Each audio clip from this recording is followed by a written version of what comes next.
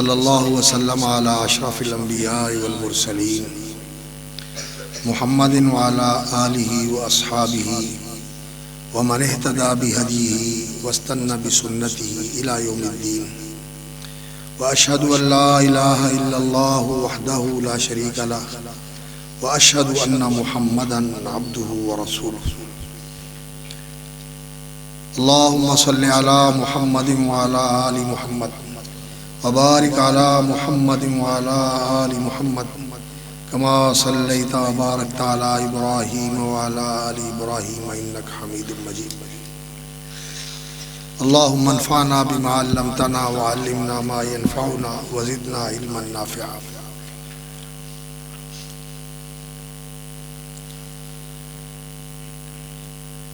قال اللہ تبارک و تعالی اعوذ باللہ السمیع العلیم من الشیطان الرجیم افمن یعلم انما انزل الیک من ربک الحق کمن هو اعمی انما یتذکر اولو الالباب الذین یوفون بعہد اللہ ولا ینقضون المیثاق والذین یصلون ما امر اللہ به ان یوصل ویخشون ربهم ویخافون سوء الحساب والذین صبروا ابتغاء وجہ ربهم واقاموا الصلاة وانفقوا مما رزقناهم سرا وعلانیہ وَيَدْرَؤُونَ بِالْحَسَنَةِ السَّيِّئَةَ أُولَئِكَ لَهُمْ عُقْبَى الدَّارِ جَنَّاتُ عَدْنٍ يَدْخُلُونَهَا وَمَنْ صَلَحَ مِنْ آبَائِهِمْ وَأَزْوَاجِهِمْ وَذُرِّيَّاتِهِمْ وَالْمَلَائِكَةُ يَدْخُلُونَ عَلَيْهِمْ مِنْ كُلِّ بَابٍ سَلَامٌ عَلَيْكُمْ بِمَا صَبَرْتُمْ فَنِعْمَ عُقْبَى الدَّارِ۔ لائق تکریم اور قابل احترام برادران اسلام، میرے بزرگوں، میرے بھائیوں اور عزیز ساتھیوں، حاضرین کرام اور ناظرین کرام،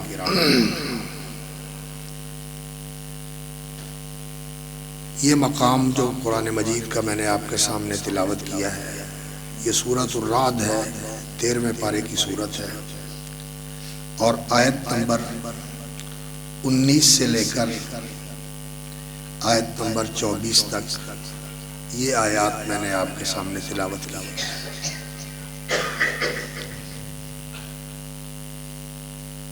اللہ رب العزت نے یہاں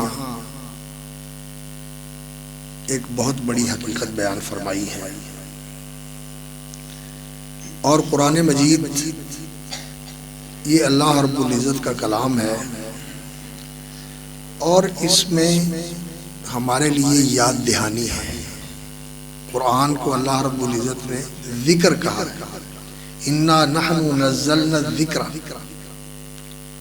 وہذا ذکر مبارک انزلناہ۔ ذکر عربی زبان کا لفظ ہے جس کا معنی یاد کرنا بھی ہوتا ہے اور یاد کرانا بھی ہوتا ہے۔ یاد کر لینا کسی چیز کو اور کسی چیز کو یاد کروانا۔ تو قرآن مجید یہ وہ کتاب ہے کہ جس میں اللہ رب العزت نے اپنی مخلوق سے خطاب کیا ہے، انسانوں سے اور جنوں سے۔ جنوں کو مخاطب کیا ہے، انسانوں کو مخاطب کیا ہے، اور اللہ رب العزت نے انہیں ان کی بہتری اور بھلائی کے لیے واعظ فرمایا ہے، نصیحت فرمائی ہے، ہدایات دی، تعلیم دی، رہنمائی فرمائی ہے۔ تو اللہ رب العزت نے اپنے بندوں کو یاد کیا ہے، اور یہ اللہ کا بندوں کو یاد کرنا اور بندوں سے خطاب کرنا، بندوں کو مخاطب کر کے انہیں ہدایت اور تعلیم دینا، یہ بہت بڑا اعزاز ہے۔ بہت بڑا شرف ہے، جیسا کہ اللہ رب العزت نے دوسرے مقام پر سورہ زخرف 25ویں پارے میں فرمایا وَإِنَّهُ لَذِكْرٌ لَكَ وَلِقَوْمِكَ، یہ قرآن مجید آپ کے لیے اور آپ کی قوم کے لیے بڑا شرف ہے کہ اللہ کے مخاطب ہو، اللہ رب العزت کا کلام سن رہے ہیں، اللہ تم سے بات فرما رہے ہیں، اللہ تمہیں تعلیم دے رہے ہیں، اللہ رب العزت تمہاری رہنمائی فرما رہے ہیں۔ اور رہنمائی بھی کیسی ہے کہ انسان اندھیرے میں ہے، یہ رہنمائی ایسی ہے جو انسانوں کو اندھیرے سے نکال کے روشنی میں لے آتی ہے۔ اللہ رب العزت نے فرمایا یہ قرآن ہم نے انزلنا الیکم نورا مبینا، یہ ایسا نور اتارا ہے جو ہر چیز کو کھول دیتا ہے، ہر چیز کو واضح کر دیتا ہے۔ لِتُخْرِجَ النَّاسَ مِنَ الظُّلُمَاتِ إِلَى النُّورِ، یہ کتاب ہم نے اتاری ہے تاکہ آپ لوگوں کو اندھیروں سے نکال کر روشنی ملے، اندھیروں سے نکال کر روشنی ملے۔ یہ ایسی کتاب ہے کہ انسان کو اندھیروں سے نکال کر روشنی میں لے آتی ہے، نور ہے۔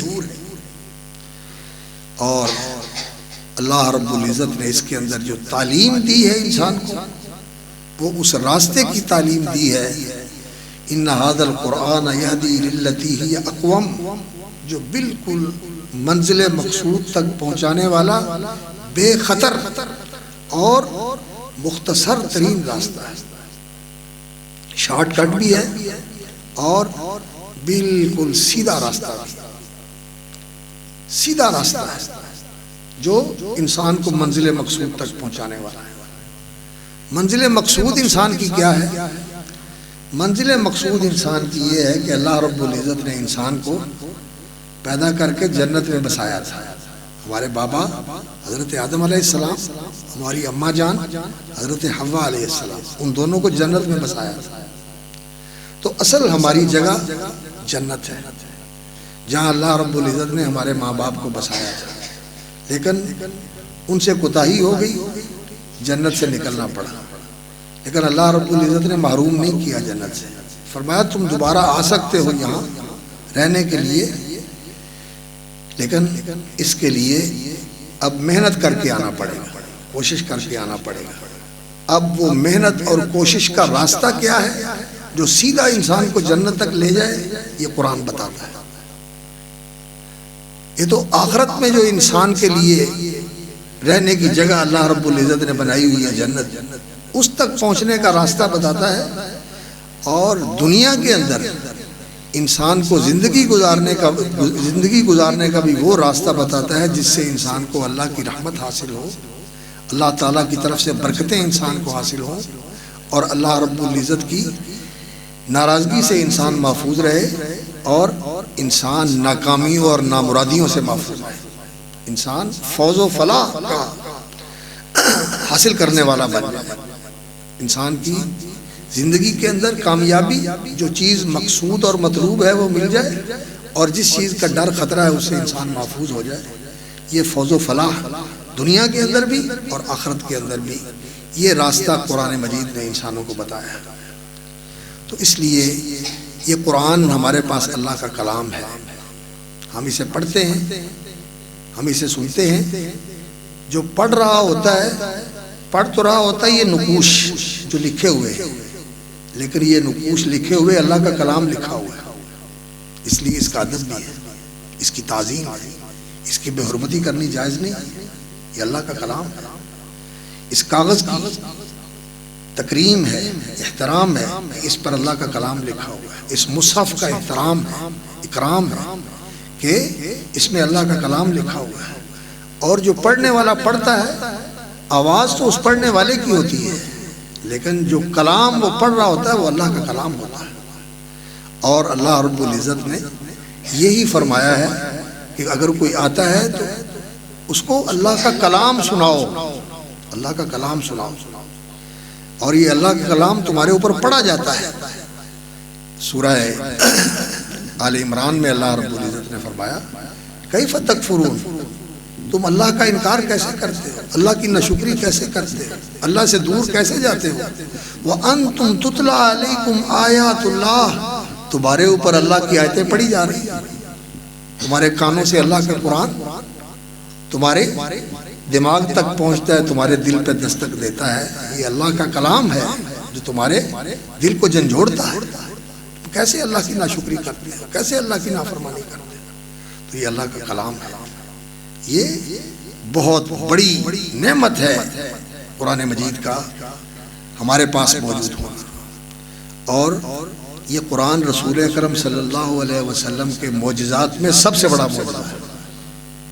معراج بھی آپ کا معجزہ ہے، شق قمر بھی آپ کا معجزہ ہے، لیکن وہ اس وقت ہوئے، اس کے بعد وہ اب موجود نہیں ہے، صرف ان کے بارے میں خبر موجود ہے، لیکن یہ ایسا زندہ معجزہ ہے جو آج بھی رسول اکرم صلی اللہ علیہ وسلم کی نبوت اور رسالت کی تصدیق کر رہا ہے۔ جو اسے پڑھتا ہے اسے یہ بتاتا ہے کہ یہ کلام کسی انسان کا کلام نہیں، یہ اللہ کا کلام ہے، اور یہ بتاتا ہے کہ محمد الرسول اللہ صلی اللہ علیہ وسلم اللہ کے رسول ہیں۔ یاسین والقرآن الحکیم انک لمن المرسلین علی صراط مستقیم، یہ اللہ کا کلام بتا رہا ہے۔ اور یہ رسول اکرم صلی اللہ علیہ وسلم کی یہ عجیب قرآن مجید کی خصوصیت ہے کہ قرآن مجید سارے انسانوں کے لیے رہنمائی بھی ہے، اور اس میں پہلی ساری کتابوں کا خلاصہ بھی ہے، لیکن اس کے اندر رسول اکرم صلی اللہ علیہ وسلم کی زندگی کا حسین مرقع بھی ہے۔ آپ صلی اللہ علیہ وسلم کی سیرت کا سب سے مستند ہمارے پاس ذخیرہ کیا ہے؟ قرآن مجید، اور نبی صلی اللہ علیہ وسلم کی سیرت اور سنت۔ اور سیرت اور سنت جو ہے رسول اکرم صلی اللہ علیہ وسلم کی، وہ قرآن سے بھی ہمیں معلوم ہوتی ہے۔ آپ کی سرگزشت اللہ نے قرآن مجید میں بیان فرمائی ہے۔ اللہ اکبر۔ لیکن اس کے لیے یہ ضروری ہے کہ ہم قرآن سمجھنے والے بنیں، قرآن پڑھنے والے، سیکھنے والے، سمجھنے والے بنیں۔ مسلمان امت بہترین امت ہے، امت مرحومہ ہے، خیر امت ہے، اور اس امت میں سب سے بہترین لوگ کون ہیں؟ من تعلم القرآن وعلمہ، جو قرآن سیکھتے اور قرآن سکھاتے ہیں۔ قرآن سیکھنا صرف یہ نہیں ہے کہ اس کے الفاظ جیسے تیسے پڑھ لیے اور آدمی ثواب کے لیے تلاوت کرتا رہے، یا ایصال ثواب کے لیے اس کی تلاوت کر لی اور کسی مردے کو اس کا ثواب بخش دیا۔ یہ کام جو ہے بے شک اپنی جگہ پہ صحیح ہے کہ قرآن پڑھنے سے ثواب ہوتا ہے، قرآن پڑھنے سے ثواب ہوتا ہے، اللہ رب العزت بہت اجر و ثواب سے نوازتے ہیں۔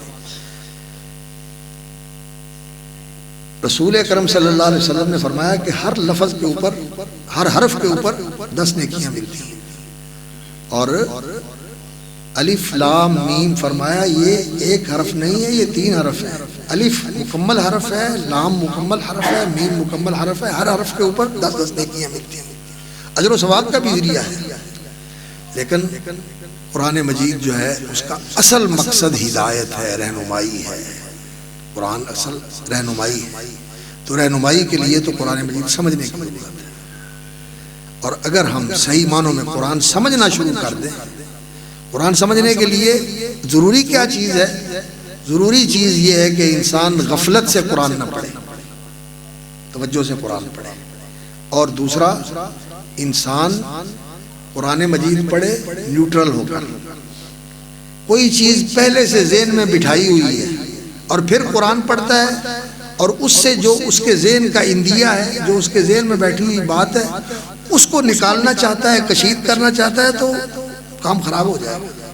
قرآن تو ہدایت لینے کے لیے پڑھنا ہے کہ میرا اللہ کیا کہتا ہے، قرآن میری رہنمائی کیا کرتا ہے۔ میں تو قرآن سے ہدایت کا طالب بن کے قرآن پڑھتا ہوں کہ میرا مالک میرے یہ رہنمائی کیا دیتا ہے، میرے اللہ نے مجھے کیا کہا ہے۔ اور اللہ اکبر، صحیح بات یہ ہے کہ اگر انسان ہدایت کا طالب ہو کر قرآن پڑھے تو قرآن مجید انسان کے سارے معاملات کے اندر اس کی رہنمائی کرتا ہے۔ آپ اس کا تجربہ کریں، آپ کے مسائل ہوں، آپ کے معاملات ہوں، دینی ہو دنیاوی، آپ قرآن کی تلاوت کیا کریں، آپ کو رہنمائی ملے گی۔ لیکن لوگ صرف فال ہی نکالتے ہیں یا چور ڈھونڈتے ہیں، قرآن کو گما کے چور ڈھونڈتے ہیں یا قرآن سے فال نکالتے ہیں، یہ کوئی طریقہ نہیں ہے۔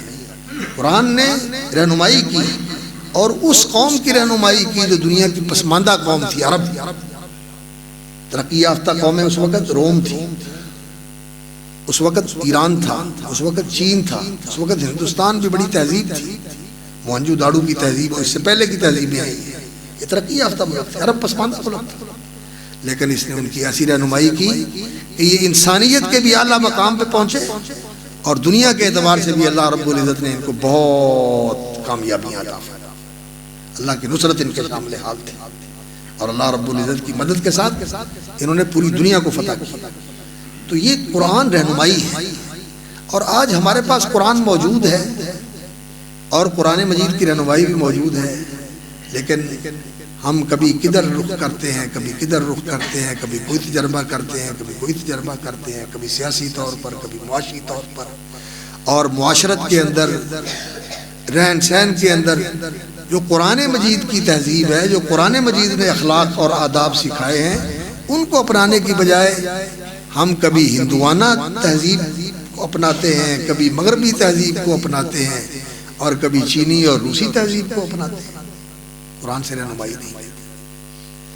حقیقت یہ ہے، اقبال نے بڑی اس بات پر زور دیا ہے، وہ کہتے ہیں کہ یہ قرآن مجید جو ہے یہ صرف ایک کتاب نہیں ہے، کتابیں نیز چیزیں دیگر است، یہ صرف کتاب نہیں ہے، یہ تو اور ہی چیز ہے۔ چوں بجاں در رفت جاں دیگر شود، یہ انسان کے اندر جس وقت داخل ہوتا ہے اور انسان کے رگ و پے میں اترتا ہے اور اس کے دل و دماغ میں سماتا ہے تو انسان کی کائی پلٹ جاتی ہے اور انسان کی حقیقت ہی اور ہوتی ہے۔ چوں بجاں در رفت جاں دیگر شود، جاں چو دیگر شد جہاں دیگر شود، اور جب یہ انسان کا اندر بدلتا ہے تو یہ دنیا بھی بدل جاتی ہے، دنیا بھی بدل جاتی ہے۔ تو قرآن مجید سمجھ کے پڑھنا چاہیے۔ تو اللہ رب العزت نے یہاں ایک حقیقت بیان فرمائی ہے، اور قرآن سارے ہی حقائق، قرآن سارے ہی حقائق، اللہ رب العزت نے اس کا نام ہی الحق رکھا ہے۔ الحق یہ وہ ہے جو سب سے زیادہ قطعی اور یقینی چیز ہے۔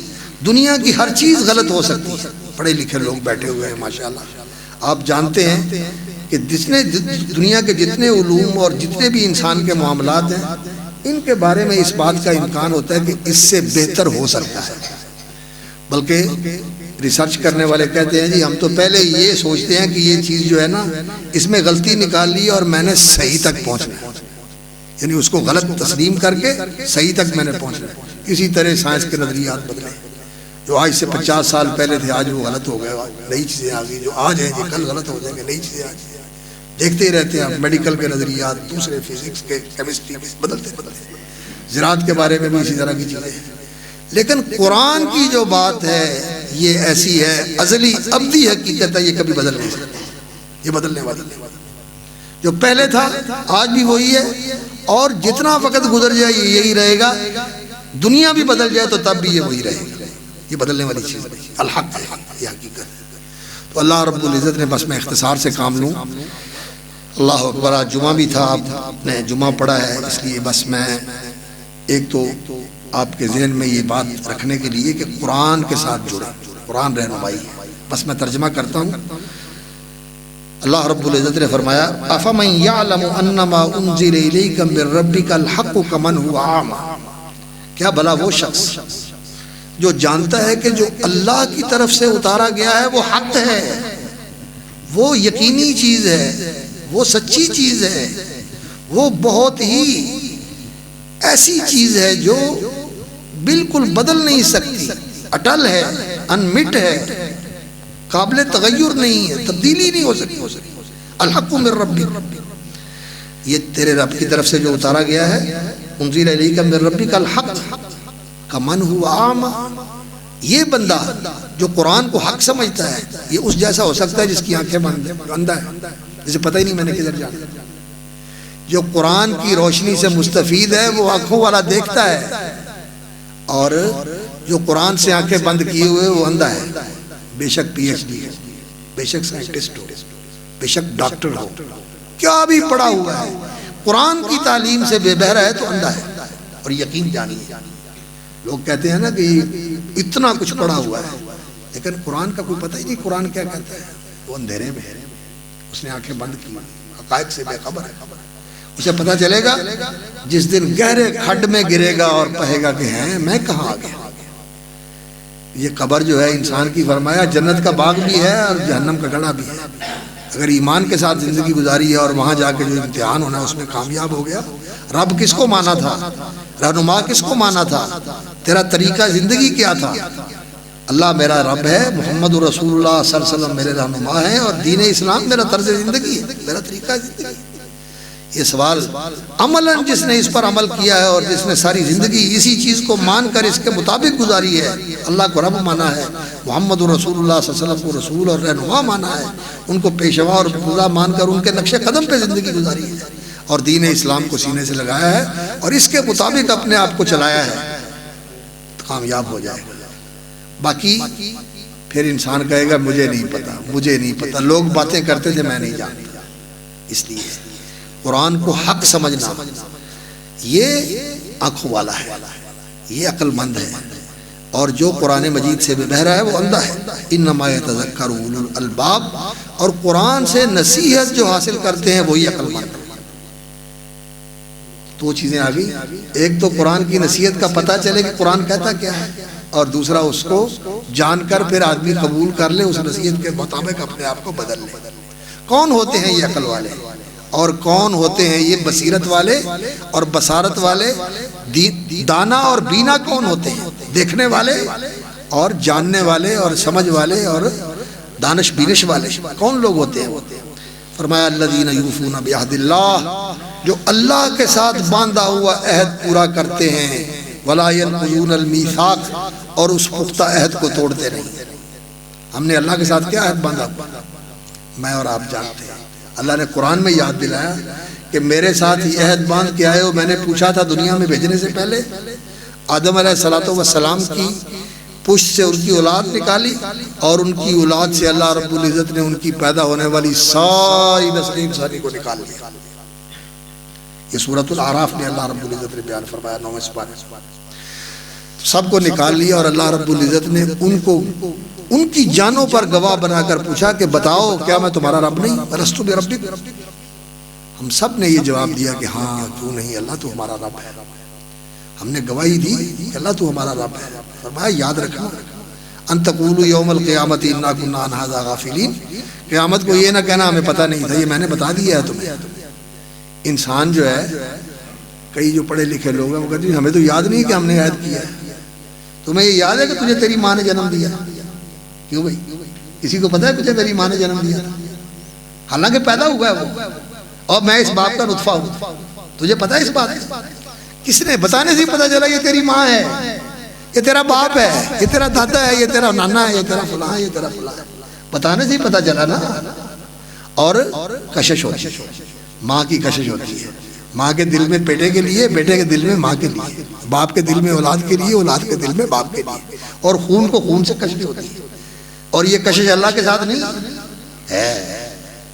جب سارے سہارے ختم ہو جاتے ہیں تو پھر اللہ کا سہارا نظر آتا ہے کہ کوئی بات، اللہ تیرے سوا کوئی نہیں۔ وہ مشہور بات ہے نا، جب جرمنی کی توپیں جو ہیں نا وہ ماسکو کے اوپر، لینن گراڈ کے اوپر کو بمبارمنٹ کر رہی تھی اور جہاز بم گرا رہے تھے اور گولے برسا رہے تھے، تو اس وقت کا جو ان کا وزیر اعظم تھا، حالانکہ وہ کمیونسٹ تھے، اللہ کو نہیں مانتے تھے، کہتے تھے کہ ہم نے تو ڈھونڈ لیا آسمان میں کہیں نظر نہیں آیا، تو کہتا سب کو بلاؤ، مولویوں کو بھی بلاؤ، پادریوں کو بھی بلاؤ، اللہ سے کہیں ہمیں بچا لے۔ اللہ یاد آ جاتا ہے، تکلیف ہو جائے پھر بھی یاد آ جاتا ہے، ہائے اللہ۔ یہ انسان کے دل میں کشش ہے، کشش ہے۔ یہ چیز جو ہے ہم نے اللہ سے عہد کیا ہوا کہ اللہ تجھے رب مانیں گے، اور اللہ کو رب مان لیا، اور پھر اسے رب مان کر، رب جان کر، اور اس کی مان کر زندگی گزار لی، تو یقین جانیے یہی انسان کی نجات کے لیے سب سے بڑی چیز ہے۔ ان الذین قالوا ربنا اللہ ثم استقاموا، فرمایا جنہوں نے کہا کہ اللہ ہمارا رب ہے، پھر اس بات پہ پکے ہو گئے، سچے دل سے کہی، اور پھر یہ بات جو ہے ساری زندگی اس کو پالا، اس بات کو نبھایا، اللہ میرا رب ہے، فلا خوف علیہم ولا هم یحزنون، ربی اللہ کہہ کر انسان جو ہے اللہ تعالیٰ یہ بشارت دے رہے ہیں کہ تیرے اوپر کوئی ڈر خوف ہی نہیں ہے، نہ تجھے کوئی غم اندیشہ ہے، کہ کامیاب ہے۔ ربی اللہ، اللہ میرا رب ہے۔ ایک آدمی رسول اکرم صلی اللہ علیہ وسلم کے پاس آئے، صحابی تھے، عبداللہ ابن سفیان الثقفی رضی اللہ تعالیٰ، سفیان ابن عبداللہ ثقفی غالباً آ کے عرض کی یا رسول اللہ ایسی بات بتائیں میں اس کو پلے باندھ لوں اور پھر مجھے کسی اور چیز کے پوچھنے کی ضرورت نہ رہے۔ تو آپ صلی اللہ علیہ وسلم نے فرمایا قل آمنت باللہ، کہو میں نے اللہ کو مان لیا۔ اور دوسری روایت میں الفاظ ہے قل ربی اللہ، کہو میں نے اللہ کو رب مان لیا، بس اس پہ پکے ہو جاؤ، جاؤ یہی بات تیری ساری زندگی کے لیے کافی ہے، اللہ کو رب مان۔ تو جو لوگ اس عہد کو نبھاتے ہیں، آج یقین جانیے ہم نے بڑے بڑے اور جگہ بنا رکھی ہیں جہاں ہم ادھر جاتے ہیں، ان کو سمجھتے ہیں میرا پالنے والا یہ ہے، میرا رزق اس کے پاس ہے، میری جاب اس کے پاس ہے، میری قسمت اس کے پاس ہے، میرا فلاں اس کے پاس ہے، میرا فلاں اس کے پاس ہے۔ کسی کے پاس کچھ نہیں، کوئی کسی کے نفع نقصان کا مالک نہیں، سب کچھ اللہ کے ہاتھ میں، وہیں سے ملتا ہے وہیں سے رکتا ہے، وہ دیتا ہے تو ملتا ہے، وہ نہ دے ساری دنیا دینا چاہے نہیں دے سکتی، اور وہ روک لے اللہ اکبر تو کوئی دے نہیں سکتا، اور وہ دینا چاہے تو کوئی روک نہیں سکتا۔ اللہ کو رب مانا اور اس عہد کو توڑتے نہیں، پھر نبھاتے ہیں، ساری زندگی اس عہد کو نبھاتے ہیں، اور اس چیز کو بھی ملاتے ہیں جس کے ملانے کا اللہ نے حکم دیا ہے۔ اللہ نے رشتے ملانے کا حکم دیا ہے، رشتوں کو جوڑو، رشتوں کو کاٹو نہیں، رشتوں کو توڑو نہیں، یصلون ما امر اللہ بہ ان یوصل، اور پھر اللہ رب ہے اس سے ڈر کے زندگی گزارتے ہیں، اللہ کا خوف، اللہ کی خشیت، اس کا ڈر ہر وقت ان کی زندگی کے اندر موجود رہتا ہے، اکیلے ہوں، بااختیار ہوں، مجبور ہوں، کوئی بھی نہ جانتا ہو، لیکن اللہ جانتا ہے اور اللہ دیکھتا ہے، اس لیے اللہ سے ڈرتے ہیں۔ یخشون ربہم ویخافون سوء الحساب، اور برے حساب سے ہر وقت لرزاں ترساں رہتے ہیں، ڈرتے رہتے ہیں کہ اللہ پاک نے قیامت والے دن پوچھنا ہے، کیا پوچھنا ہے؟ اللہ اس جسم کے بارے میں اللہ نے پوچھنا ہے کہ میں نے جسم دیا تھا تمہیں، اس جسم کو کہاں لگا کے آیا، کیا کرتا رہا اس جسم کے ساتھ، عمر دی تھی، جوانی دی تھی، جوانی کہاں لگائی، عمر کہاں گوائی، اور مال تھا کہاں سے کماتا رہا، کہاں لگاتا رہا، اور تیرے پاس باتیں پہنچتی رہی، تیرے علم میں آتی رہی، کیا تیرے علم میں تھا اور کیا تو نے عمل کیا، یہ انسان نے جواب دے۔ اور جس کسی سے اللہ رب العزت نے یہ کہہ کر پوچھ لیا کہ تو نے جسم یہاں کیوں لگایا تھا، تو نے یہاں لگانا تھا، اس سے تو فرما برداری کرنی تھی، نافرمانی کیوں کی، مال حرام کیوں کمایا، حلال کما کے حرام جگہ پہ کیوں خرچ کیا، اور جو کچھ تیرے علم میں تھا اس پر عمل کیوں نہیں کیا، سیکھا کیوں نہیں، جانا کیوں نہیں۔ ماشاءاللہ پڑھے لکھے لوگ آپ بیٹھے ہوئے ہیں، کوئی آدمی جا کر عدالت میں یہ کہہ سکتا ہے کہ مجھے اس قانون کا پتہ نہیں تھا اس لیے میں نے خلاف ورزی کی ہے، وہ کہتے ہیں یہ ڈبل جرم ہو گیا، خلاف ورزی، دوسرا پتہ کیوں نہیں تھا، جس ملک کا شہری اس ملک کے قانون کا تمہیں علم ہونا چاہیے کہ یہ قانون ہے، میں نے اس کی پابندی کر دی۔ تو نہ جاننا بھی گناہ ہے اور جان کر نہ ماننا بھی گناہ ہے۔ انسان سے اللہ رب العزت نے پوچھنا ہے، اور برے حساب سے وہ ڈرتے رہتے ہیں کہ اللہ تعالیٰ برے حساب سے پوچھے۔ ہم کیا کہتے ہیں؟ ہم یہ کہتے ہیں اللہم حاسبنا حسابا یسیرا، یا اللہ آسانی والا حساب کر۔ آسانی والا حساب کیا ہوگا کہ اللہ رب العزت بندے سے پوچھے بندے تو نے یہ گناہ کیا ہے، یا اللہ کیا ہے، بندے تو نے یہ گناہ کیا ہے، ہاں میرے مالک کیا ہے، یہ کیا ہے، ہاں میرے مالک کیا ہے، اقرار کر لے تو اللہ رب العزت فرمائیں گے میرے بندے اللہ اللہ اللہ، میں نے دنیا میں تیرا پردہ رکھا جہاں آج بھی میں پردہ رکھتا ہوں، میں نے معاف کر دیا، اور معاف ہی نہیں کیا، جو تیرے گناہ تھے میں نے ان کو اپنی رحمت کے ساتھ نیکیوں میں بدل دیا۔ رسول اکرم صلی اللہ علیہ وسلم کے چہرے پہ مسکراہٹ آ گئی، فرمایا بندہ دلیر ہو جائے گا، کہے گا یا اللہ یہ جو میں نے گناہ بتائے ہیں آپ نے وہ تو میں نے جان لیے، میرے تو اور بھی گناہ تھے، میرے اور بھی گناہ تھے یا اللہ، اللہ فرمائیں گے وہ بھی میں نے نیکیوں میں بدل دیا، وہ بھی دیکھیں یہ حساب یسیر ہے۔ فسوف یحاسب حسابا یسیرا، جو اللہ سے ڈر کے رہتا ہے اللہ اس کا آسان حساب کرے گا۔ رسول اکرم صلی اللہ علیہ وسلم نے فرمایا اللہ تعالیٰ کسی بندے کے لیے دو ڈر اکٹھے نہیں کرتا، اگر دنیا میں ڈرتا ہے تو آخرت میں ڈر نہیں ہوگا، اللہ آسانیاں کر دے گا، اور یہاں نڈر اور بے خوف ہو کے رہتا ہے تو پھر وہاں ڈر ہی ڈر ہے، اس لیے یہاں ڈر کے زندگی گزار۔ یخشون ربهم ویخافون سوء الحساب والذین صبروا ابتغاء وجہ ربہم، اور وہ لوگ جو صبر کرتے ہیں، صبر کے اللہ اکبر تین پہلو علماء نے بیان کیا۔ ایک صبر کا معنی ہوتا ہے جو اللہ کا حکم ہے اس پر پکا رہے، اس کو پورا کرے، جس چیز سے روک دیا اس سے باز رہے، اور تکلیف پریشانی آ جائے تو پھر نہ ہمت ہارے نہ اللہ کا شکوہ کرے. میرے اللہ نے اگر بھیجا ہے میرے اوپر یہ وقت تنگی ترشی تکلیف والا پریشانی والا بیماری والا اور کوئی اس طرح کے میرے لیے آزمائش آ گئی ہے تو اللہ کی طرف سے آئی. اللہ تو رحمان و رحیم ہے, وہ تو حکیم ہے, وہ تو میرے اوپر مہربان ہے. ان اللہ بالناس لرؤوف رحیم. اللہ تعالیٰ لوگوں پر بڑی رافت اور بڑی رحمت کرنے والا مالک ہے. تو اس کی طرف سے آئی ہے تو اس پر میرے لیے بہتری ہوتی ہے. اللہ گناہ دھو دیتا ہے, اللہ بڑی مصیبتوں سے بچا لیتا ہے, اللہ درجے بلند کر دیتا ہے. اللہ تعالیٰ کی طرف سے آتا ہے تو اس پر صبر کرے. مصیبت پر صبر کرنا, گناہ سے بچنا اور نیکی کے اوپر قائم رہنا, یہ صبر کے 3 پہلو. صبر ابتغاء وجہ ربی, یہ صبر کس لیے کرنا ہے؟ اللہ کی رضا کے لیے. ابتغاء وجہ ربی, اللہ کے چہرے کے لیے, اللہ کے منہ کرنا ہے یہ, یا اللہ تو راضی رہے, تو خوش رہے, تو خوش رہے. واقاموا الصلاۃ, اور نماز قائم کرتے ہیں, نماز قائم کرتے ہیں.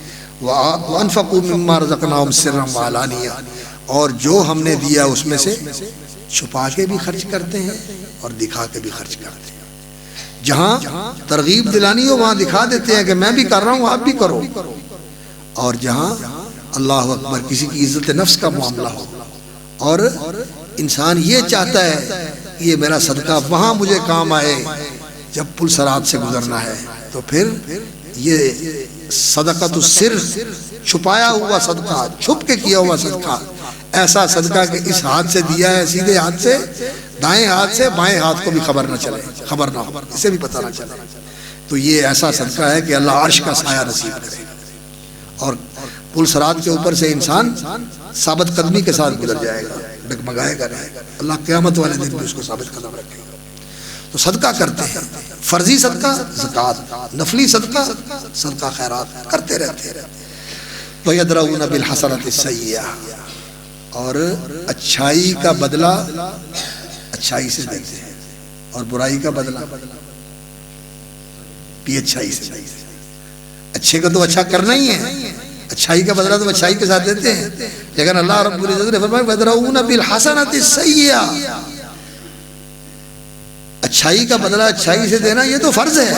هل جزاء الاحسان الا الاحسان, اگر کسی نے اچھا کیا ہے تو انسان اس کے ساتھ اچھا کرے, اس سے بہتر کرے.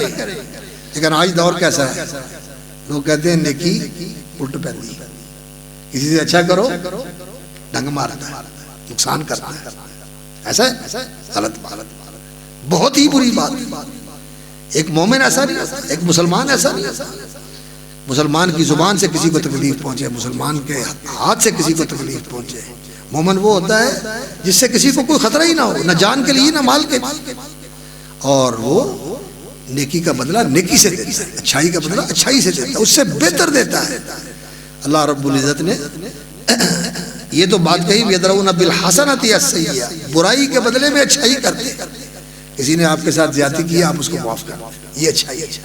کسی نے آپ کے ساتھ, آپ کو ضرورت پڑی تھی, آپ گئے, اس نے نہیں دیا, اس نے نہیں بات مانی, آج وہ آ گیا تو آپ کہیں لائے ان کے میں منہ چپ کے آ گیا, اور نہیں ہوئی آج تو میں نے تیرے کو لایا سا, تو میں نے کی جواب دیتا, ٹکے یا جواب دیتا نا. اچھا بھائی, اس کو یاد بھی نہ کروائے تو آ گیا ہے اجابت پہ دے دے. یہ ہے یدرؤون بالحسنات السیئۃ.